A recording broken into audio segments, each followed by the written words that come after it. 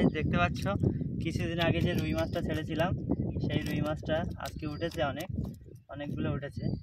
তো এই মাছটা ঠিক আছে, অনেকটা পরিমাণে ঠিক আছে।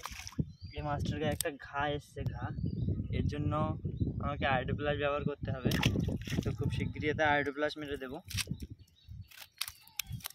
আর এই রুই মাছটা মনে হচ্ছে আগের রুই মাছ, আমাদের রুই মাছ যেটা আমরা পুকুর থেকে ছেড়েছিলাম। তো সেই মাছটা অনেক ছোট। আর এই মেডিকেলগুলো যেগুলো আমরা পুকুর ডিমের মাছ দিয়েছিলাম সেগুলো।